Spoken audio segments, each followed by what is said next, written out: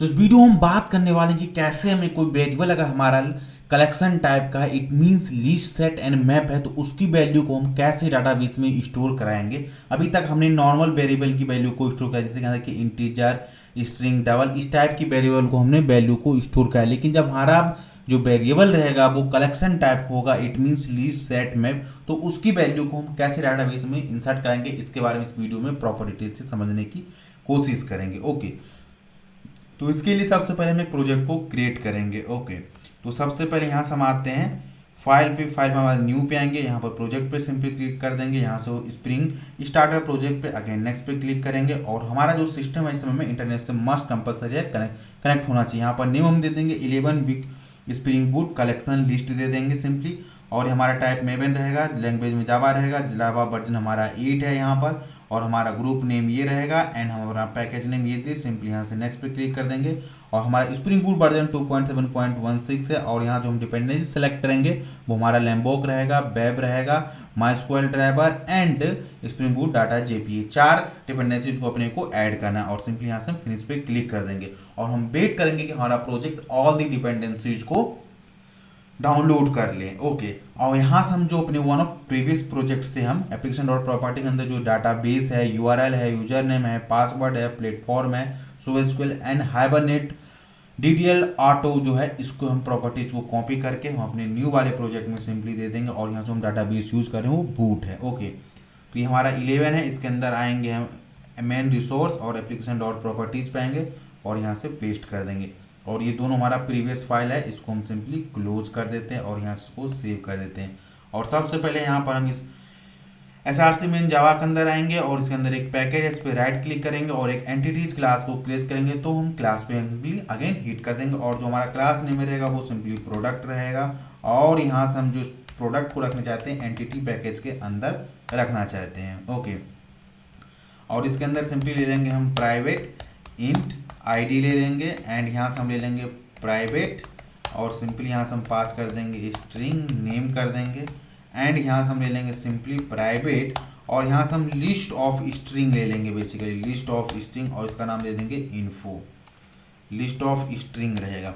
तो एक normal variable है, कलेक्शन टाइप की है। ओके, और यहाँ जो इंट की आई रहेगा वो स्मॉल रहेगा बेसिकली। ओके, और जो हमारा लिस्ट ये वाला जो है ये इंपोर्ट हो जावा डॉट यूटिल्स पैकेज होना चाहिए, यहाँ से एक्सेप्शन गायब होगा।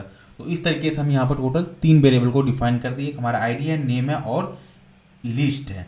अब इस लिस्ट को जब भी हम कोई variable as a collection type देते हैं लिस्ट सेट में, तो वहाँ पर एक स्पेशल एनोटेशन को अप्लाई करना पड़ता है, जिससे कि हमारा जेपी समझ पाता नहीं ये जो वेरिएबल एक नॉर्मल वेरिएबल ना होकर ये कलेक्शन टाइप का है। और कोई वेरिएबल कलेक्शन टाइप का होता है तो उससे करस्पॉन्डिंग एक चाइल्ड टेबल क्रिएट होता है, वहाँ पर उसकी डाटा सेव होती है, क्योंकि इसके अंदर हम मल्टीपल डाटा को पास कर सकते हैं। ओके, तो वहाँ पर वो मल्टीपल डाटा सेव होता। और यहाँ जो इसकी ये पेरेंट टेबल है, इस पेरेंट टेबल की जो ये प्राइमरी आईडी ये जाकर चाइल्ड टेबल में स्टोर होता है एज ए फॉरेन की कॉलम। तो चलिए इस स्टेप को आपको भी प्रैक्टिकल दिखाते हैं। तो इस क्लास को हम एज ए एंटिटी मार्क करते हैं, तो यहाँ पर सिंपली यूज करना पड़ेगा एंटिटी एनोटेशन। देन हम अपने को यूज करेंगे गेटर सेटर। तो यहाँ पर हम ये सारा लैम्बो एपीआई से आ रहा है और यहाँ से एक मस्ट कंपलसरी है कि हम आईडी को यूज करें एज ए प्राइमरी, तो उसको यहाँ पर आईडी मार्क करना पड़ेगा। और हम चाहते हैं कि इसका जो आईडी जनरेट हो वो ऑटो जनरेट, तो यहाँ पर लिखेंगे जनरेटेड वैल्यू, इसके अंदर स्ट्रेटजी को पास कर देंगे और जनरेशन टाइप दे देंगे और डॉट आइडेंटिटी हम यहाँ से पास कर देंगे, कंट्रोल सी एफ से फॉर्मेट कर देंगे। तो इस तरीके से हमारा एंटिटी रेडी हो गया। अब इस एंटिटी के करस्पॉन्डिंग हम एक रिपोजिटरी को क्रिएट करते हैं। अगेन इस मेन पैकेज पे आएंगे और यहाँ से न्यू पे आएंगे, न्यू पे आने के बाद इंटरफेस सेलेक्ट करेंगे और उसका हम नाम दे देंगे product repository. Okay, product repository ये हमारा इसका नाम रहेगा, प्रोडक्ट रिपोजिटरी। और इसको हम रखेंगे रेपो पैकेज के अंदर। और हम चाहते हैं कि इसके अंदर जो है जेपी रिपोजिटरी भी एक्सटेंड हो जाए, ये भी एक इंटरफेस होता है। इसके बारे में हम ऑलरेडी हमने प्रीवियस वीडियो में देखा, इसके पास बहुत सारे प्री डिफाइंड मेथड है, उसकी हेल्प से हम डाटाबेस में ऑपरेशन को परफॉर्म कर पाते हैं। और यहाँ पर अपने 2 चीज़ों पैरामीटर पास करना पड़ेगा, एक तो अपने एंटिटी क्लास, हमारा एंटिटी क्लास है प्रोडक्ट, और इसके अंदर जो हमारा प्राइमरी की का जो वेरिएबल का टाइप होता है उसको हम देना पड़ेगा वो कि हमारा इंट है, इसलिए यहाँ पर हम इंटीजर को पास कर दें। यहाँ पर आप देख सकते हैं इस प्रोडक्ट क्लास में आईडी हमारा इंट टाइप लिया, इसलिए यहाँ पर इंटीजर को हमने पास कर दिया। ओके, इतना काम हम कर दी। एक हम तीसरा क्लास टेस्ट रनर क्रिएट करते हैं, वहां पर हम डाटाबेस में सारे ऑपरेशन को परफॉर्म कराएंगे सेव करने के लिए। तो सिंपली यहाँ से इस पे आते हैं, क्लास पे आते हैं और यहाँ पर लिखेंगे प्रोडक्ट टेस्ट रनर को हम सिंपली यहाँ से यूज कर लेंगे और इसको हम रखेंगे एक रनर पैकेज के अंदर। एंड यहाँ से इसका हम कमांड लाइन रनर इंटरफेस जो इसको भी हम इम्प्लीमेंट कर लेते हैं। ओके, अब हम चाहते हैं इसको एज ए कंपोनेंट मार्क कर देने के लिए, जिससे क्या होगा, इसका बीन क्रिएट होकर स्प्रिंग कंटेनर पास रहे, जिसके लिए ऑब्जेक्ट हमें मैनुअली क्रिएट ना करना पड़ेगा। आई होप इन सब बारे में आपको पता होगा। और यहाँ पर हम क्या करेंगे, प्रोडक्ट रिपोजिटरी को ऑटो बाइंड कर लेंगे, जिससे कि हम अपने करेस्पॉन्डिंग डेटाबेस का ऑपरेशन को परफॉर्म कर सके। और इसका reference variable as a auto bind दे देंगे यहाँ पर, मतलब आई मीन इसको ऑटो बाइंड कर लेंगे। ओके, अब यहाँ सबसे पहले क्या काम करेंगे, हम प्रोडक्ट का ऑब्जेक्ट को क्रिएट करेंगे। तो यहाँ पर लिखेंगे प्रोडक्ट को ये वाला हमारा प्रोडक्ट आना चाहिए, यहाँ पी लेंगे equal to new, equal to हमको न्यू रखना है, देन अगेन यहाँ प्रोडक्ट दे देंगे और ये हमारा काम हो गया। इसको कंट्रोल शिफ्ट एफ से फॉर्मेट कर लेंगे, यहाँ पे पी डॉट सेट नेम दे लेंगे। ओके, आईडी क्योंकि ऑटो जनरेटिव होगा तो उसकी वैल्यू अपने को पास नहीं करना पड़ेगा।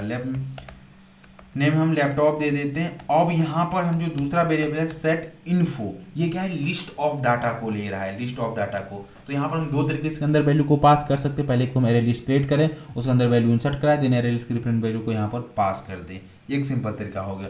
दूसरा तरीका हमारा ऐसा है कि यहाँ पर सिंपली एरेज लिखे जाओ डॉट यूटिल से और यहाँ पर लिखे डॉट एज लिस्ट और यहाँ पर हम वैल्यू को पास कर देते हैं। जैसे कि हम यहाँ पर कुछ वैल्यू को पास कर देते हैं। ओके, तो ये हमने यहाँ पर कुछ वैल्यू को पास कर दिया और इसके अंदर अगेन एक वैल्यू को पास कर दिया, जैसे कि यहाँ पर पेन दे दिया। ये हम सारे कुछ वैल्यू को हमने यहाँ पे पास कर दिए और ये यहाँ से इसको कॉमा दे देंगे ये। तो ये सक्सेसफुल हमारे 3 वैल्यू को हमने पास कर दिया। अब इसको हमको सेव कराना, तो यहाँ पर सेव कराएंगे सिंपली रेपो डॉट सेव। तो ये क्या काम करेगा, उसको पर्टिकुलर को सेव करेगा। कंट्रोल शिफ्ट एफ से हम कोड को फॉर्मेट कर लेंगे। इतना काम कर दिए। लेकिन मैंने आपको एक चीज़ बताया कि जब भी हम कोई भी variable as a collection type लेते हैं तो वहाँ पर एक मस्ट कंपल्सरी एक एनोटेशन को अप्लाई करना पड़ेगा। अब वो एनोटेशन हमारा है एलिमेंट कलेक्शन। तभी ये डाटा, क्योंकि इसके करस्पॉन्डिंग एक चाइल्ड टेबल क्रिएट होगा। तो जेपीए कैसे समझेगा, नहीं ये variable as a child I mean ये कलेक्शन टाइप है, उससे करस्पॉन्डिंग चाइल्ड टेबल को जनरेट करना है। तो उसके लिए अपने को एनोटेशन लगाना पड़ेगा और वो एनोटेशन हम नहीं लिखेंगे तो अपने को एक्सेप्शन मिलेगा। तो कौन सा एक्सेप्शन मिलेगा, चलिए वो एक्सेप्शन मैं आपको पहले दिखाता हूँ। तो इस पैकेज को आएंगे और यहाँ पर एप्लीकेशन डॉट जावा है, इस पर आएंगे, राइट क्लिक करेंगे, राइट क्लिक के बाद रन एज स्प्रिंग बूट पे सिंपली हिट कर देंगे और हम वेट करेंगे कि हमारा प्रोग्राम सक्सेसफुल रन हो और उसके बाद अपने को एक एक्सेप्शन मिलेगा। वो एक्सेप्शन क्या है, वो एक्सेप्शन मैं आपको दिखाता हूँ, देन उसको ओवरकम कैसे करेंगे वो आपको मैं बताता हूँ। तो यहाँ सिंपली मैंने प्रोग्राम को रन कर दी। यहाँ पर देखिए cause by ORG have a not mapping exception, ये कह रहा है मैप नहीं कर पा रहा है। किसको नहीं कर पा रहा, could not determine the type for Java dot यूटिल list, कह रहा है उसको जो टाइप है लिस्ट का उसको डिटरमाइन ही नहीं कर पा रहा है। क्या, एडिटेबल प्रोडक्ट, उसको प्रोडक्ट टेबल में कैसे हैंडल किया जाए वो डिटरमाइन नहीं कर पा रहा है। तो इस चीज़ को ओवरकम करने के लिए यहाँ पर जो हमारा प्रोडक्ट रिपोजिटरी है इसके अंदर यहाँ पर बाद एक एनोटेशन को अप्लाई करना पड़ेगा जो कि है एलिमेंट कलेक्शन। तो ये क्या काम करता है, ये इन्फॉर्म करेगा कि नहीं ये एक नॉर्मल वेरिएबल नहीं, एक लिस्ट ऑफ वेरिएबल, इसके अंदर बहुत सारे डाटा होंगे, इसे करस्पॉन्डिंग एक चाइल्ड टेबल क्रिएट करो और वहाँ पर इस जो प्राइमरी की वाली आईडी है इसकी वहाँ पर पास कर दो एज ए फॉरेन की, जिससे क्या होगा इसकी आईडी की बेसिस पे अपने को उसकी रिकॉर्ड को आइडेंटिफाई कर सकेंगे। ओके, इतना काम करना है। अगेन अपने को यहाँ से आना है इस पर और वेट स्टार्ट कर देंगे एप्लीकेशन को एंड यहाँ सिंपली आएंगे and run as spring boot पे हिट कर देंगे और वेट करते हैं कि हमारा प्रोग्राम सक्सेसफुली रन हो। जैसे सबसे पहले हमारा टेबल को क्रिएट करेगा, टेबल को क्रिएट करने के बाद उसमें वैल्यू को इंसर्ट करेगा। तो देखिए यहाँ पर वैल्यू इंसर्ट हो, इंसर्ट इनटू प्रोडक्ट और प्रोडक्ट अंदर यहाँ पर जाकर इसने नेम को पास कर दिया है। देन यहाँ पर प्रोडक्ट इन्फो टेबल क्रिएट हुआ है। ओके, और उसके अंदर एक प्रोडक्ट की आईडी एंड इन्फो वेरिएबल पास कर दिया। इतना काम कराया है। तो यहाँ से अगर आप आइएगा एप्लीकेशन डॉट प्रॉपर्टीज में तो देखिए यहाँ से हम बूट डाटाबेस को यूज कर रहे हैं। ओके, तो यहाँ से इसको रिफ्रेश करते हैं। रिफ्रेश करने के बाद देखिए अंदर 2 टेबल है, दोनों टेबल को ओपन करते हैं। तो यहाँ पर राइट क्लिक करेंगे, ओपन टेबल करेंगे, देखिए यहाँ पर 2 ऑब्जेक्ट इंसर्टेड है, एक हमारा प्रीवियस वाला आई थिंक ही है। ओके, तो हम एक काम करते हैं, इसको हम सबसे पहले ड्रॉप कर देते हैं। ओके, तो यहाँ से हम डाटाबेस पे आते हैं, राइट क्लिक करते हैं, मोर ऑपरेशन और यहाँ पर लिखेंगे ड्रॉप, नॉट डाटाबेस करना है अपने को, टेबल को सिंपल कर देना है। ओके, तो हमारा कि डाटाबेस ही ड्रॉप हो गया। तो अगर हम क्या करते हैं, डाटाबेस को सबसे पहले क्रिएट करते हैं। तो क्रिएट डाटाबेस और इसका नाम सिंपली बूट दे देते हैं। ओके, जो हमारा बूट है इसके अंदर अभी राइट नाउ कोई टेबल नहीं है। ओके, तो हम क्या काम करते हैं, अगेन आते हैं यहाँ पे, और आने के बाद सिंपली हम क्या काम करें, यहाँ से सर्वर को बंद कर देते हैं। सर्वर को बंद करने के बाद यहाँ से इस कंसोल को नीचे कर लेते हैं सबसे पहले। तो यहाँ से इसको मिनिमाइज कर लेंगे, इस वाले बटन पे क्लिक करने के बाद ये हमारा नीचे चला जाएगा। और यहाँ से हम सिंपली एप्लीकेशन पे आएंगे और यहाँ से राइट क्लिक करेंगे और रन एज अगेन हिट करेंगे बूट पे। तो यहाँ पर आप सबसे पहले काम क्या करेगा, चेक करेगा टेबल एग्जिस्ट कर रहा है कि नहीं करेगा। टेबल एग्जिस्ट नहीं कर रहा होगा तो सिंपली उसके करस्पॉन्डिंग ये टेबल को जनरेट करेगा। देखिए यहाँ पर क्रिएट टेबल इसने पहले वो ऑपरेशन परफॉर्म किया है, प्रोडक्ट टेबल क्रिएट किया, देन यहाँ पर प्रोडक्ट इन्फो टेबल क्रिएट किया, देन उसके बाद इसने उस प्रोडक्ट टेबल में वैल्यू को इंसर्ट किया। तो हमारा एक बार इंसर्ट हुआ प्रोडक्ट में और 3 बार हमारा इंसर्ट हुआ प्रोडक्ट इन्फो टेबल में, क्योंकि उस लिस्ट में हमने 3 वैल्यू को पास किया था।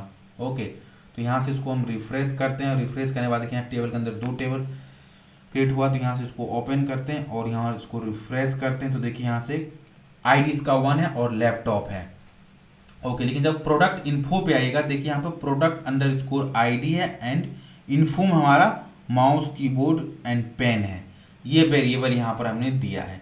अब ये जो ये प्रोडक्ट अंडरस्कोर आईडी, ये किसकी आईडी है, ये जो हमारा प्रोडक्ट है इसके अंदर देखिए जिसकी आईडी है 1 है, इसकी यहाँ पर ये प्राइमरी की है, लेकिन जो यहाँ पर ये प्रोडक्ट इन्फो टेबल है यहाँ पर ये एज ए फॉरेन की है, यही वैल्यू आ गया। तो यहाँ पर इससे ये पता चलेगा कि जो हम चेक करेंगे कि इस प्रोडक्ट, इसलिए पता चला कि नहीं जो 1 आईडी है इसे कितने प्रोडक्ट इन्फॉर्मेशन है, तो 1 2 3 है, उसके 3 रिकॉर्ड एग्जिस्ट करे उस आईडी के बेसिस पे। अब यहाँ पर जो टेबल क्रिएट हो गया प्रोडक्ट अंडरस्कोर इन्फो, ये तो नेम हम प्रोवाइडिंग के ऑटोमेटिक हो गया। तो ये कैसे होता है कि जो आपका एंटिटी क्लास नेम होता है हमारा प्रोडक्ट है, तो वो प्रोडक्ट हो गया, अंडरस्कोर जो अपने वेरिएबल हमने इन्फो दिया था उसका नेम ले लिया, और जो ये हमारा जो ये वाली हमारी जो होती है फॉरेन की, ये जो होती है एंटिटी का नेम मीन्स प्रोडक्ट का नेम अंडरस्कोर जो प्रोडक्ट के अंदर हमारा प्राइमरी की होता है उसका वैल्यू ले लेता है। ओके, तो ऐसे ये टेबल जनरेट होता है। अगर हम चाहे तो अपने स्पेसिफिक नेम को भी यहाँ पर हम दे सकते हैं,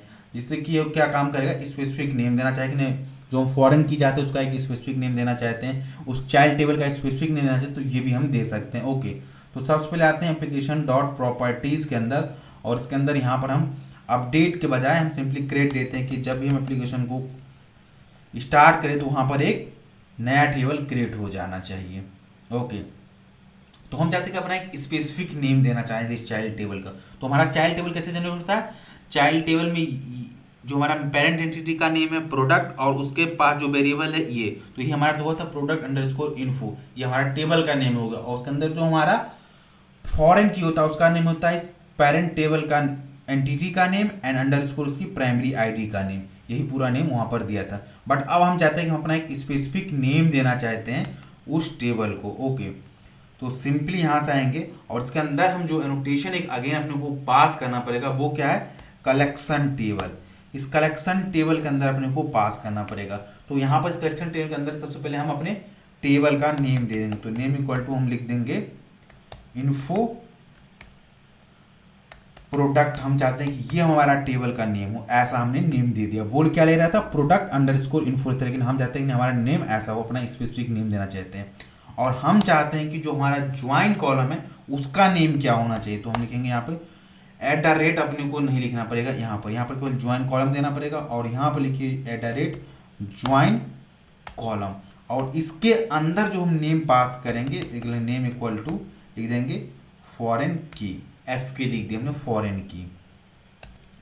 हम चाहते हैं जो हमारा ज्वाइन कॉलम है उसका FK नाम हो जाना चाहिए, फॉरेन की नाम से ऐसा होना चाहिए। तो ये हमारा टेबल हो गया।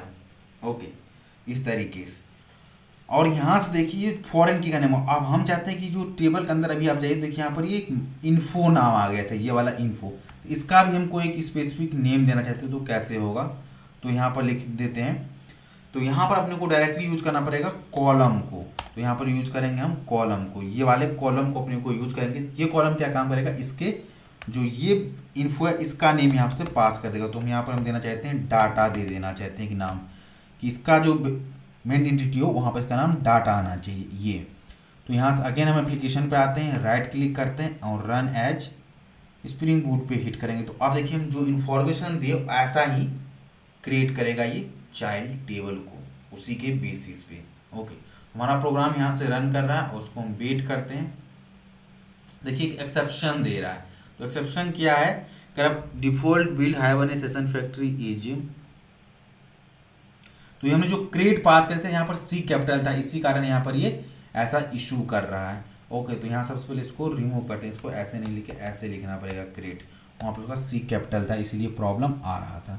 ओके, तो देख सकते हैं कि आप किस तरीके से कोई प्रॉब्लम आ रहा है उसको ओवरकम भी कैसे कर सकते हैं, सारा चीज़ें मैं आपको लाइव दिखा रहा हूँ। अगर इस तरह से आप कोई मिस्टेक करते हैं तो उस चीज़ को भी आप ओवरकम कर सकते हैं। ओके, तो हमने प्रोग्राम को अगेन रन कर दिया और वेट करते हैं अपने प्रोग्राम को सक्सेसफुल रन होने के लिए। ओके, तो ये कह रहा है कि 99 जो हमारा ये जो है अगेन इस सर्वर पर रन करा, तो यहाँ से इसको इस डबल वाले क्रॉस पे इस पे हिट करेगा आपको इस तरह का, और यहाँ पर जो रेड है इस पे भी अगेन करिए, तो इस पोर्ट पे जो हमारा अभी राइट नाउ एप्लीकेशन चला था वो बंद हो जाएगा। अगेन अपने को यहाँ से इस पे आना पड़ेगा और यहाँ से रन एज करेंगे स्प्रिंग बूट पर। अब ये क्या काम करेगा, 909 पे पोर्ट पे इस पर्टिकुलर एप्लीकेशन को रन करेगा। तो जब आप प्रोग्राम को रन कर होंगे तो आपको इस तरह का कोई प्रॉब्लम फेस कर रहे हैं तो उस सिचुएशन में आप उसको ओवरकम भी कर सकते हैं। तो देखिए इसने प्रोडक्ट टेबल के अंदर एक प्रोडक्ट टेबल, उसके अंदर एक इन्फॉर्मेशन को ऐड कराया है, info under score product table name आया है। इस बार हमारा टेबल का नेम हमारा क्या है, ये आया है, और फॉरेन की का नेम क्या है, एफ के आया, और उस डाटा का क्या नाम, इन्फो वाले कॉलम का नाम क्या है, डाटा आया। तो इस बार टेबल हमारा कुछ इस तरीके से क्रिएट हो, इसको रिफ्रेश करते हैं और यहाँ देखिए तो ये हमारे प्रोडक्ट इन्फो आ गया। ओके, देखिए प्रोडक्ट अंडर स्कोर आईडी हो गया, इन्फो हमारा ये टेबल रहना चाहिए, तो इसको हम अगेन ओपन करते हैं तो हमारा नेम हो गया, इसको यहाँ से रिफ्रेश करते हैं। ओके, और देखिए रिफ्रेश करने के बाद ही हमारा प्रोडक्ट इन्फो आ गया, ये हमारा ये वाला टेबल यहाँ से आया है प्रोडक्ट इन्फो। ये हमारा मतलब इस समय राइट नाउ ये हमारा टेबल जनरेट हुआ, इसके अंदर देखिए हमारा एफ के आया और फॉरेन कॉलम एंड जो जो हमारा कॉलम था वो डाटा आया। तो इस तरीके से अगर आपके पास कोई लिस्ट का डाटा हो तो उसको हम सेव करा सकते हैं। इस नेक्स्ट वीडियो हम जानेंगे कैसे हम सेट एंड मैप की डाटा को स्टोर करा सकते हैं डाटा